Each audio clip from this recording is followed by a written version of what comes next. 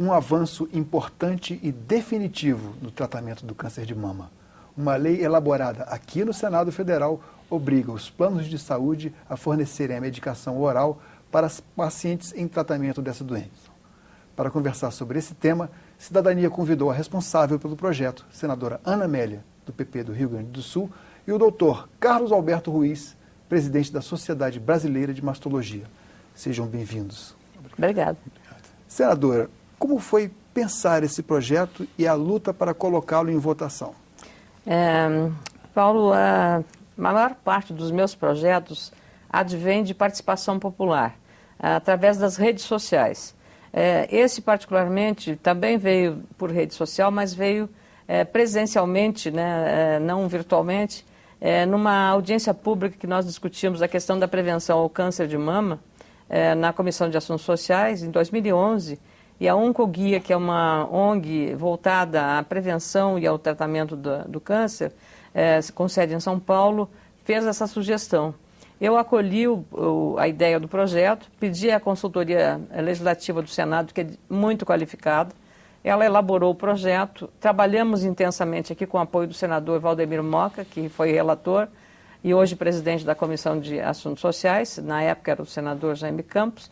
Trabalhamos intensamente, com muita rapidez, aprovamos no Senado, foi para a Câmara e eu acampei na Câmara. Aí eu fui para a Câmara e lá na Câmara, com o apoio do deputado Regufe, da deputada Jandira Fegali e do deputado Ricardo Berzoini, foi possível, junto com o apoio do presidente da Câmara, à época, Marco Maia, que agilizássemos a votação da matéria. Isso tudo foi feito em tempo relativamente recorde. Eu não concluí a primeira parte do primeiro mandato de senadora e isso é considerado uma questão extraordinária, porque alguns projetos demoram 10 anos, 12 anos e às vezes nem saem do papel.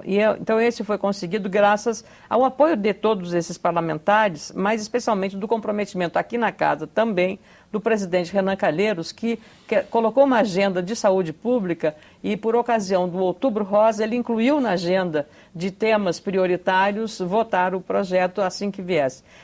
O projeto foi votado numa tarde, com apoio de todos os partidos, todos os senadores manifestaram apoio e a presidente Dilma Rousseff, também agradeço a ela, sancionou sem vetos o projeto. Então, em maio de 2014, todos os pacientes que têm contratos com plano de saúde terão abrigo de direitos de receberem a quimioterapia oral, que é um comprimido para o tratamento de câncer.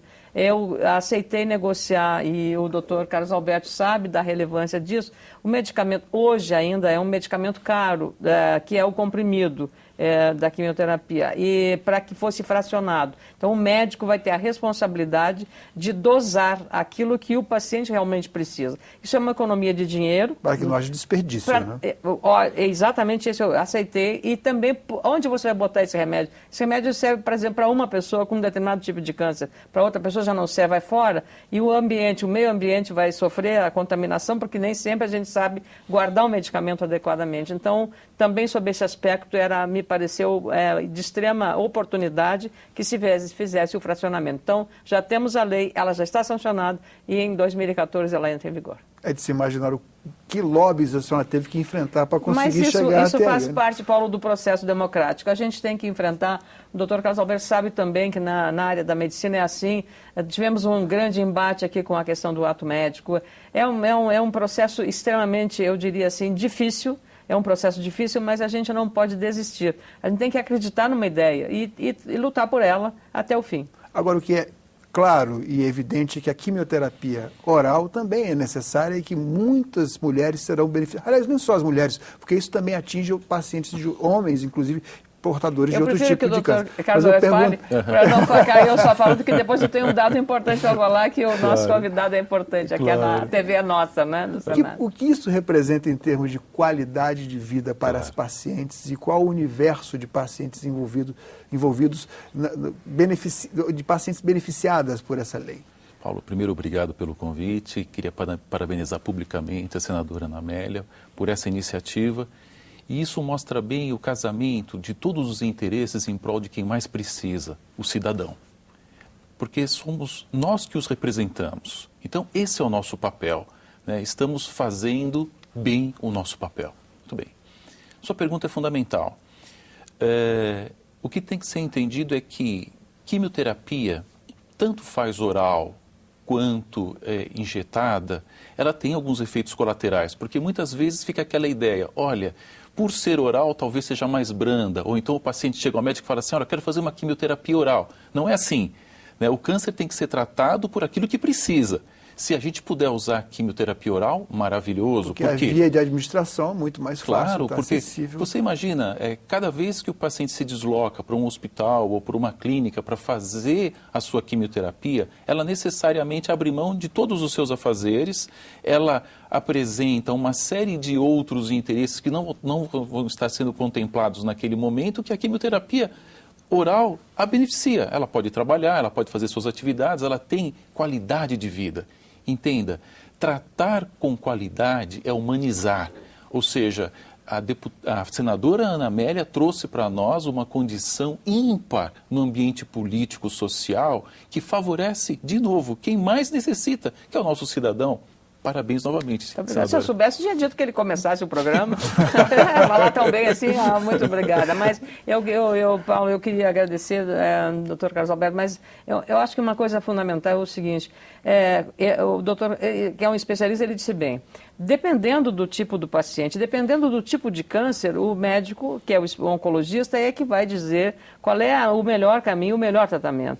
Alguns, evidentemente, têm sequelas. Nós discutimos muito aqui a lenalidomida, que é um tratamento para o tratamento de câncer, de um câncer chamado mieloma múltiplo, que é muito complicado. E para uns pacientes, o Velcade, que é um medicamento que é hoje reconhecido no Brasil pela Anvisa, a lenalidomida não, ela é um derivado da talidomida. Então, por isso a resistência que tem a Anvisa. Só que existe vários países, inclusive aqui na América Latina, que já regulamentaram e já autorizaram. O paciente brasileiro, portador do mieloma múltiplo, que é um câncer que dá, eu diria, no tutano da espinha dorsal, para a pessoa entender melhor, eu vou falar bem popularmente. Na fábrica de sangue. Exatamente. Essa pessoa para um tipo, para o Velcade, que é muito caro, só esse medicamento não dá. Às vezes o especialista diz que precisa botar os dois para o resultado ser melhor. Para um só o lenalidomida dá o resultado. Então, isso varia, como disse bem o doutor Carlos Alberto, varia de pessoa a pessoa, varia da genética do próprio câncer de cada um. Mas o mais importante é que o avanço da indústria farmacêutica é tão grande, e aqui nós tivemos a presença do Dr. Paulo Hoff, que é um oncologista muito conhecido, a família dele é do meu estado, ele foi muito claro dizendo que a tendência hoje no mundo é que gradativamente, daqui a muito pouco tempo, 15 anos, 80% da quimioterapia será ela administrada por via oral, o comprimido. E aí terão outras drogas que serão criadas para o tratamento do câncer. Então, eu penso que nós já estamos caminhando para entrar na vereda do avanço tecnológico em benefício da humanização, que eu gostei muito da palavra que o doutor Carlos Alberto usou, a humanização do tratamento do paciente. A pessoa já é vulnerável, ela já está fragilizada, ela já sofre de todas as maneiras. Então, quando ele faz a observação de que a quimioterapia permite a pessoa, e eu acrescentaria, doutor, eu estou quase falando como médico, a gente trata tanto disso aqui. Inclusive está até vestido de branco. Pois é, vou já pôr aquela cruz vermelha aqui na lapela. Mas é o seguinte, que a questão da quimioterapia, a quimioterapia intravenosa, né? A pessoa ela corre o risco, ela está debilitada, ela está com imunidades baixas, o que os especialistas falam é que corre sempre mais um risco maior de uma contaminação. E a quimioterapia oral, ela elimina esse risco. Então, Deus ajude, né, que os cientistas descubram cada vez mais medicamentos que sejam benéficos aos pacientes de câncer. Agora, nunca é demais a gente lembrar da prevenção, porque não só para evitar a doença, mas como para precipitar o tratamento de uma forma que seja o menos lesivo possível. E aí eu vou recorrer ao Dr. Carlos Alberto para que conte para nós o que há de mais moderno na prevenção, o que precisamos fazer para popularizar, atingir um número maior de mulheres, seja na disciplina de fazer o autoexame da mama, seja na mamografia, o que podemos incentivar as mulheres a fazer? Excelente pergunta, Paulo. E agora eu vou entrar em choque com a senadora. Porque, na verdade, eu não quero usar a lei que ela ajudou a sancionar, que ela escreveu. Por quê? Não quer doença, o senhor não quer doença. Exato, Eu também não quero. Exato. Por isso fizemos o Outubro Exato, Rosa. exato, querido, exato. A intenção maior nossa hoje é detectar precocemente. Detectar precocemente significa curabilidade de 95%, mutilo menos, uso menos drogas com efeitos colaterais importantes, devolvo a paciente rapidamente ao seu dia a dia. E essa ideia é super importante ficar na cabeça das telespectadoras e dos telespectadores, porque o grande motivo hoje que afasta as mulheres e os homens na realização dos exames é o medo, é o preconceito. Medo de ter o câncer, medo de sofrer as sequelas do câncer, medo da marginalização, medo de se afastar da família, medo de ser abandonada. É só medo, é só coisa ruim, relacionada especificamente com os conceitos antigos. Quando eu desconstruo essa ideia e trago a ideia de cuidar da saúde e não tratar a doença, entendendo uma coisa e outra em si, eu trago a curabilidade e a menor mutilação. Objetivamente, sua pergunta, Paulo, hoje, a arma que a gente dispõe em nível mastológico, imaginológico, é a mamografia. Mamografia, a partir dos 40 anos anual, tem um impacto importante na diminuição de mortalidade, mais ou menos 35%. Não existe tratamento mais eficiente. Não existe. Em outras palavras, detectar precocemente, a gente cura mais e a paciente morre muito menos, sem sofrer. É como se o câncer fosse uma página virada da vida dela, que não é essa ideia que as pessoas fazem, por isso o medo. Hoje a gente sabe que tudo começa e termina com a educação. Educação é fundamental. Essas informações que nós discutimos aqui têm que ser capilarizada para as pessoas que não têm acesso a ela. Por isso é que uma rede... Eu pediria que você falasse o site da sociedade. Nossa Sociedade Brasileira de Mastologia tem o site www.sbmastologia.com.br. Vocês podem acessar o site e observar uma série de orientações lá presentes. Informações, inclusive, inteligíveis pelo público. Com toda certeza, essa é a ideia. Paulo, posso fazer o teu papel aqui um pouquinho? Faço, porque a velha Por repórter favor. não pode resistir. Não pode, não resiste. Doutor Carlos Alberto, na prevenção, nós tivemos um caso com repercussão global, planetária até, pela personagem, né? Angelina Jolie, além de ser uma atriz de excelente qualidade, é uma mulher belíssima, muito envolvida com as questões sociais, com adoção, com toda a questão social, e ela fez um tratamento radical. Ela, sem ter o diagnóstico de câncer, ela fez mastectomia, ela retirou a mama.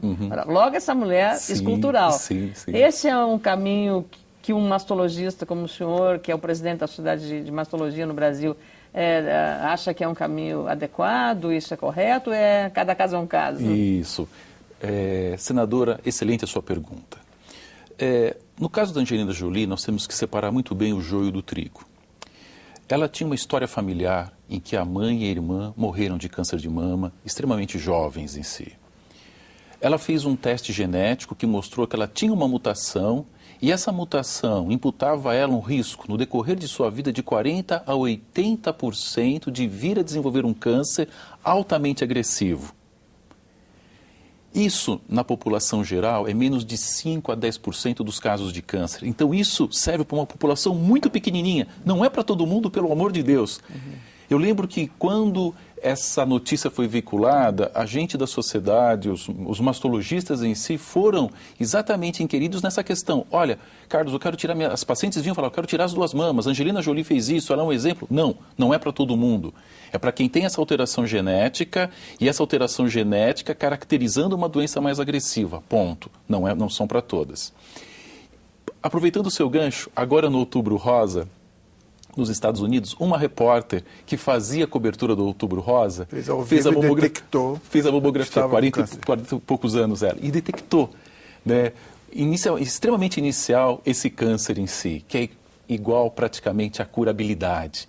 Para a gente ver a importância que tem esse diagnóstico precoce. Ela não estava motivada, ela não ia fazer o exame naquele momento, mas como precisava de uma personagem para fazer o exame, como são as coisas de Deus, né? O destino, Maktub, né? Estava escrito, não adianta. Claro. Aí, e por isso, o que eu não gostaria que os telespectadores entendessem, no caso da Angelina Jolie, que é geral, não.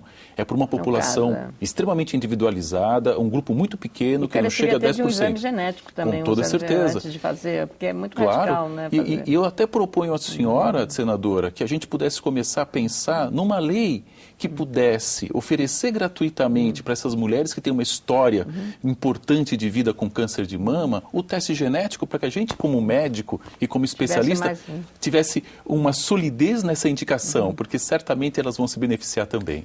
Agora eu queria entrar aqui na conversa de vocês. Não, Paulo, só essa. Para chamar a atenção para algo que aparentemente é fácil, mas que é custoso, é complicado, que é a mudança de hábitos de vida.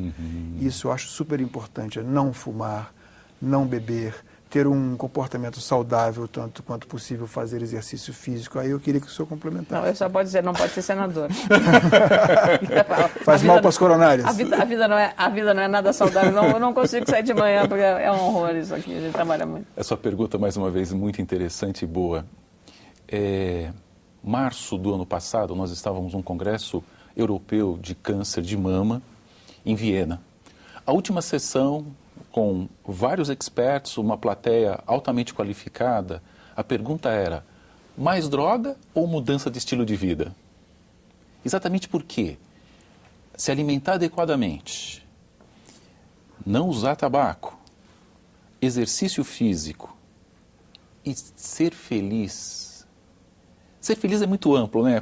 Carlos, o que você está querendo dizer com ser feliz? É muito amplo, mas você pode, na verdade, buscar aquilo que te identifica em algo que você realize com muito prazer, né? Senador, eu tenho certeza que a senhora é uma pessoa feliz quando a senhora viu a sua lei aprovada, beneficiando milhões de pessoas. Foi a coisa mais importante do meu mandato. Você percebe? Então, isso é importante, isso é uma realização, isso faz muito bem. É uma recompensa. Claro, por isso, Paulo, mudança de hábito de vida é fundamental. Eu diria para você que mais importante que qualquer outra ação, estimular a mudança de hábito de vida, alimentação, exercício físico, já é algo que a gente pode transformar a saúde desse país, de mulheres e homens. Reduzir o estresse. Não é?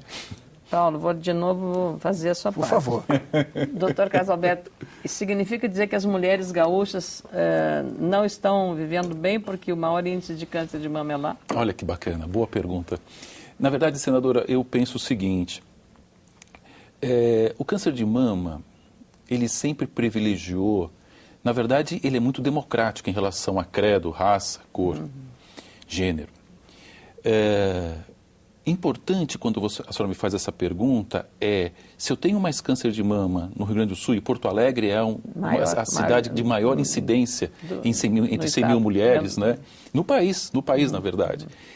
Será que a qualidade de vida delas está pior? Eu acho que existe uma condição de detecção maior no Rio Grande do Sul.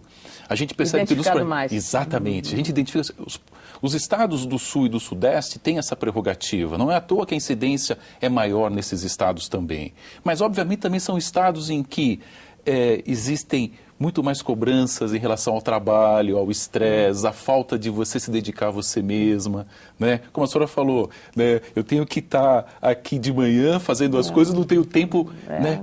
E claro, isso apresenta um impacto. Essa conta a gente abre, né? Vamos pagar depois, é óbvio. Por isso que a pergunta do Paulo é fundamental. Na medida em que eu consigo agregar ao meu dia a dia, coisa simples. Sabe, alguma coisa que quebre essa rotina de estresse, o exercício físico, sabe, as coisas que possam te dar prazer em relação às coisas que você faz, certamente antagoniza esse efeito, né? Por quê? Eu tenho que mexer de uma forma mais ampla, por isso que mudar estilo de vida é muito importante. Nós tivemos agora o Congresso Brasileiro de Mastologia em Belo Horizonte e nós fazemos um curso em todos esses congressos de interdisciplinaridade, que são todas as especialidades que trabalham com câncer de mama. Então, nós temos nutricionistas, psico-oncologistas, nós temos oncologistas, o mastologista, o cirurgião, plástico, todos que, na verdade, interagem nesse processo. E uma discussão que houve foi exatamente sobre o estresse, né? Sobre essas questões que dizem respeito ao dia a dia, que deflagram mais esse processo. Isso somatiza também. Claro, então, aí claro, é terrível. Claro. Eu agradeço a presença de vocês aqui no nosso programa, foi extremamente gentil. Já terminou? Não, muito Não, rápido, devia ter Paulo. tão Nós nem rápido. começamos. Vocês vão voltar de novo. Vou convidá-los outra vez. Obrigado. Muito obrigado. Obrigado a nós. Cidadania conversou com a senadora Ana Amélia, do PP do Rio Grande do Sul, e com o Dr. Carlos Alberto Ruiz, presidente da Sociedade Brasileira de Mastologia. Mande suas críticas e sugestões para nós. Ligue para 0800 61 2211 ou acesse www.senado.leg.br/TV. Nesse mesmo endereço você pode ver de novo ou baixar uma cópia deste ou de qualquer outro programa da TV Senado. Obrigado pela atenção e até o próximo Cidadania.